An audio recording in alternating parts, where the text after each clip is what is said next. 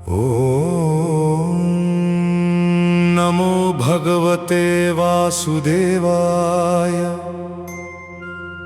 भक्तों, भारतीय संस्कृति में व्रतों का स्थान केवल धार्मिक अनुष्ठान तक सीमित नहीं है, बल्कि यह हमारे शारीरिक स्वास्थ्य, मानसिक शांति और पिछले जन्मों के कर्मों के शोधन का एक माध्यम है।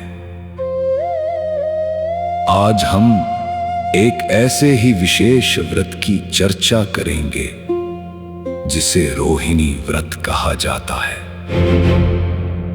यह व्रत विशेष रूप से जैन धर्म में अत्यंत श्रद्धा के साथ रखा जाता है, परंतु इसकी महिमा और इससे जुड़ी कथा हर उस मनुष्य के लिए प्रेरणादायक है जो अपने जीवन से दुखों, रोगों और दरिद्रता को मिटाना चाहता है।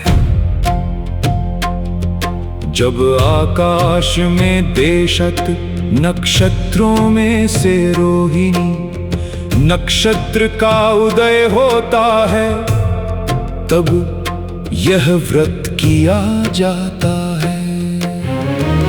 आइए इस व्रत की उस प्राचीन कथा का श्रवण करें जो कर्मों के फल और क्षमा की शक्ति को दर्शाती है। अध्याय राजा माधव और रानी सुलक्षणा। प्राचीन काल की बात है। चंपापुरी नामक एक सुंदर नगरी थी। वहां माधव नाम के एक प्रतापी राजा राज करते थे। उनकी रानी का नाम सुलक्षणा था। राजा और रानी दोनों ही धर्मपरायण थे, परंतु उनके जीवन में एक बड़ा दुख था। उनकी एक पुत्री थी जिसका नाम दुर्गंधा था। राजकुमारी दुर्गंधा दिखने में तो सुंदर थी, परंतु उसके शरीर से अत्यंत तीव्र और असहनीय दुर्गंध आती थी। इस कारण कोई भी उसके पास बैठना पसंद नहीं करता था। राजा ने बड़े बड़े वैद्यों और हकीमों को दिखाया। अनेक औषधियां दी गई, परंतु वह दुर्गंध कम होने के बजाय बढ़ती ही गई। राजकुमारी स्वयं भी अपने इस दोष से बहुत दुखी और लज्जित रहती थी। अध्याय मुनिराज का आगमन और पूर्व जन्म का रहस्य। एक समय चंपापुरी नगरी में एक परम ज्ञानी मुनिराज का आगमन हुआ। राजा माधव अपनी पुत्री को लेकर मुनिराज के पास पहुंचे और वंदना करके पूछा, हे ऋषिवर, मेरी पुत्री ने ऐसा कौन सा पाप किया है कि इसे यह कष्ट भोगना पड़ रहा है? जन्म से ही इसके शरीर की दुर्गंध इसके जीवन का अभिशाप बन गई है।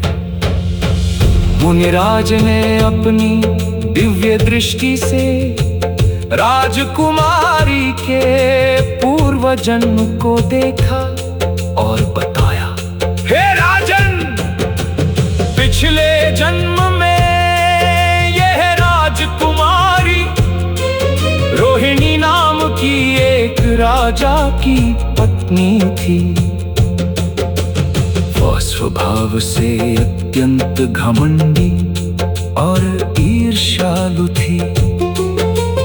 एक बार उसने एक मुनिराज को कड़वी और दूषित वस्तु भोजन में दे दी थी, जिसके कारण उन मुनिराज को अत्यंत कष्ट हुआ।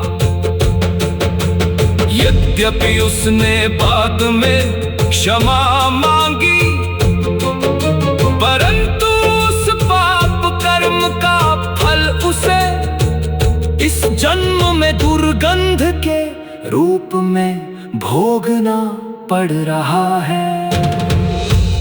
रोहिणी व्रत का विधान। राजा ने व्याकुल होकर पूछा, प्रभु, क्या इस पाप से मुक्ति का कोई मार्ग है? मुनिराज ने कहा, हाँ राजन, यदि यह राजकुमारी पूर्ण श्रद्धा और विधि विधान के साथ रोहिणी व्रत का पालन करे तो इसके पिछले जन्म के पाप कट सकते हैं और इसे आरोग्य की प्राप्ति होगी। मुनिराज ने व्रत की विधि इस प्रकार बताई। यह व्रत रोहिणी नक्षत्र के दिन शुरू किया जाता है। जब जब पंचांग में रोहिणी नक्षत्र आए तब यह व्रत करना चाहिए। इस दिन पूर्ण ब्रह्मचर्य का पालन करते हुए मन, वचन और कर्म से शुद्ध रहना चाहिए। भगवान जिनेंद्र या इष्ट देव की पूजा अर्चना करनी चाहिए।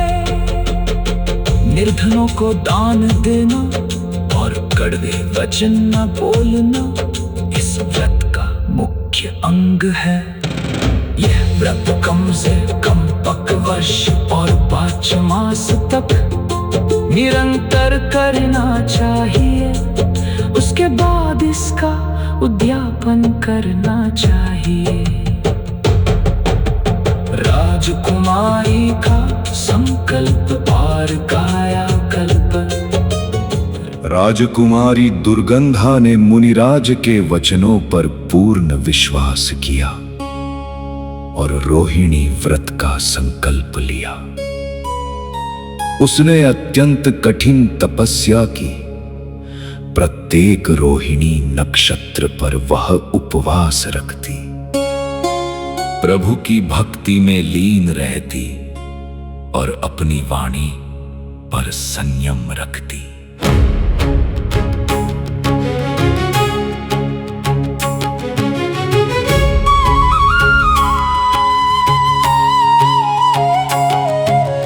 धीरे धीरे चमत्कार होने लगा।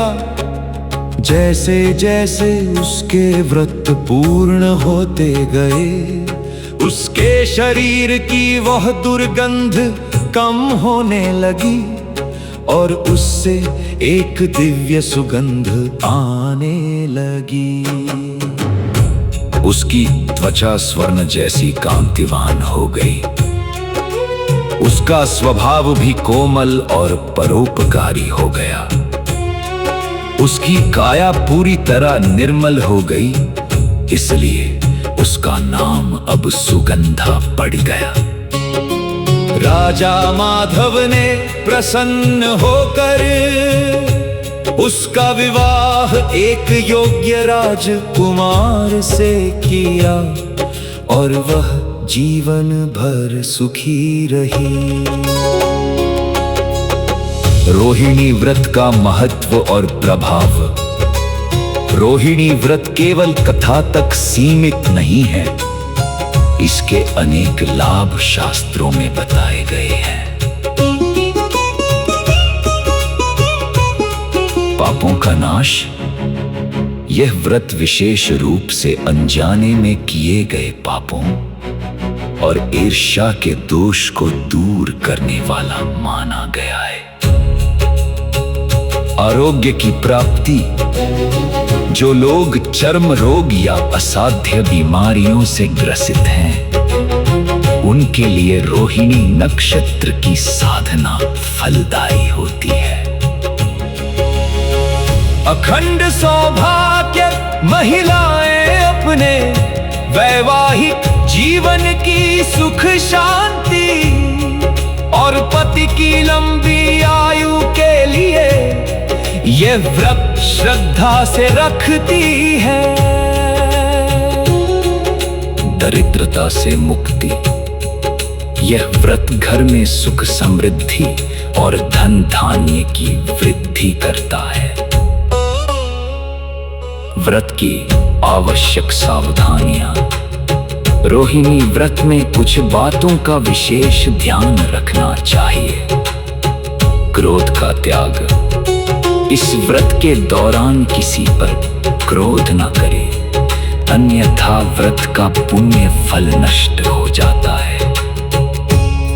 निरंतरता, इसे बीच में नहीं छोड़ना चाहिए। यदि किसी कारणवश छूट जाए तो अगले नक्षत्र पर प्रायश्चित के साथ पुनः शुरू करना चाहिए। किसी भी जीव को कष्ट न पहुंचाना इस व्रत की पहली शर्त है। भक्तों, रोहिणी व्रत की यह कथा हमें सिखाती है कि हमारे कर्म ही हमारे सुख और दुख का आधार है। यदि हमसे कोई भूल हो भी गई है तो सच्ची भक्ति और नियमबद्ध व्रत के माध्यम से हम अपने भाग्य को बदल सकते हैं। राजकुमारी दुर्गंधा का सुगंधा बनना इस बात का प्रमाण है कि ईश्वर की शरण में आने पर हर अंधकार मिट जाता है। विश्वास रखें, श्रद्धा से किया गया छोटा सा संकल्प भी जीवन की दिशा बदल सकता है। कर्मों की मैल धुल जाती है जब जागे भक्ति का भाव। रोहिणी व्रत के पुण्य से मिटता दुखों का प्रभाव। शुद्ध मन से जो करे प्रभु का पावन ज्ञान, अज्ञात और मुसाफिर को मिले चरणों में कल्याण।